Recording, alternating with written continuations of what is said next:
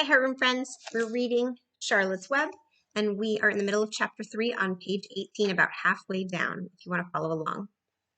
Homer, she cried, the pig's out. Lurvy, pig's out. Homer, Lurvy, pig's out. He's down there under that apple tree. Now the trouble starts, thought Wilbur. Now I'll catch it.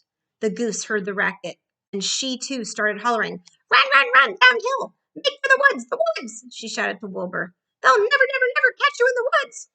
The Cocker Spaniel heard the commotion, and he ran out from the barn to join in the chase. Mr. Zuckerman heard, and he came out of the machine shed where he was mending a tool. Lurvy, the hired man, heard the noise and came up from the asparagus patch where he was pulling weeds. Everyone walked towards Wilbur, and Wilbur didn't know what to do. The woods seemed a long way off, and anyway, he had never been down there in the woods and wasn't sure he would even like it. Get around behind him, Lurvy, said Mr. Zuckerman, and drive him towards the barn. And take it easy. Don't rush him. I'll go get a bucket of slops. The news of Wilbur's escape spread rapidly among the animals on the place. Whenever any creature broke loose on Zuckerman's farm, the event was of great interest to the others. The goose shouted to the nearest cow that Wilbur was free, and soon all the cows knew. Then one of the cows told one of the sheep, and soon all of the sheep knew. The lambs learned about it from their mothers. The horses in their stalls in the barn pricked up their ears when they heard the goose hollering, and soon the horses had caught on to what was happening. Wilbur's out, they said. Every animal stirred and lifted its head and became excited to know that one of his friends had got free and was no longer penned up or tied fast. Wilbur didn't know what to do or which way to run. It seemed as though everybody was after him. If this is what it's like to be free, he thought, I believe I'd rather be penned up in my own yard. The Cocker Spaniel was sneaking up on him from one side. Lurvy, the hired man, was sneaking up on him from the other side.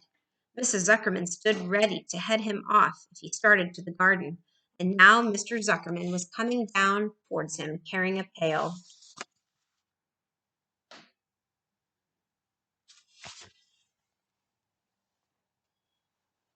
This is really awful, thought Wilbur. Why doesn't Fern come? He began to cry. The goose took command and began to give orders. Don't just stand there, Wilbur. Dodge about, cried the goose. Skip around, run towards me, slip in and out, in and out, in and out. Make for the woods, twist and turn. The Cocker Spaniel sprang for Wilbur's hind legs. Wilbur jumped and ran. Lurvy reached out and grabbed. Mrs. Zuckerman screamed at Lurvy. The goose cheered for Wilbur. Wilbur dodged between Lurvy's legs. Lurvy missed Wilbur and grabbed the Cocker Spaniel dog instead. Nicely done, cried the goose. Try it again. Run downhill, suggested the cows. Run towards me, yelled the gander. Run uphill, cried the sheep. Turn and twist, honked the goose. Jump and dance, said the rooster.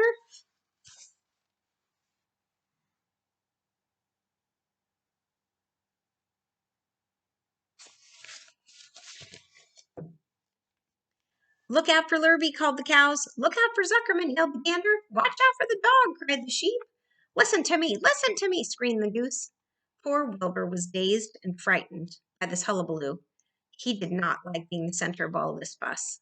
He tried to follow the instructions his friends were giving him, but he couldn't run downhill and uphill at the same time. And he couldn't turn and twist when he was jumping and dancing. And he was crying so hard that he could barely see anything that was happening. After all, Wilbur was a very young pig, not much more than a baby, really. He wished Fern were there to take him in her arms and comfort him. When he looked up and saw Mr. Zuckerman standing quite close to him, holding a pail of warm slops, he felt relieved. He lifted his nose and sniffed. The smell was delicious. Warm milk, potato skins, wheat middlings, Kellogg's cornflakes, and a popover left from the Zuckerman's breakfast. Come, pig, said Mr. Zuckerman, tapping the pail. Come, pig. Wilbur took a step toward the pail. No, said the goose. It's the old pail trick, Wilbur. Don't fall for it. He's trying to lure you back into captivity. He's appealing to your stomach. But Wilbur didn't care. The food smelled appetizing. He took another step toward the pail.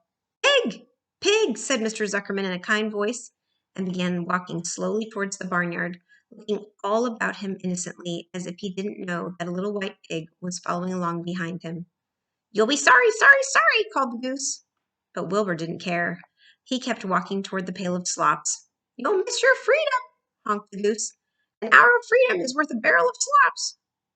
Wilbur didn't care. When Mr. Zuckerman reached the pig pen, he climbed over the fence and poured the slops into the trough, and then he pulled the loose board away from the fence so that there was a wide hole for Wilbur to walk through.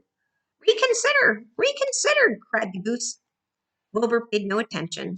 He stepped through the fence into his yard. He walked to the trough and took long drink of slops, sucking in the milk hungrily and chewing the pop over. It was good to be home. While Wilbur ate, Lurvy fetched a hammer and some 8-penny nails and nailed the board in place. And then he and Mr. Zuckerman leaned lazily on the fence, and Mr. Zuckerman scratched Wilbur's back with a stick. He's quite a pig, said Lurvy. Yes, he'll make a good pig, said Mr. Zuckerman. Wilbur heard the words of praise. He felt the warm milk inside his stomach. He felt the pleasant rubbing of the stick along his itchy back. He felt peaceful and happy and sleepy. This had been a tiring afternoon. It was still only about 4 o'clock, but Wilbur was ready for bed. I'm really too young to go out into the world alone, he thought, as he lay down.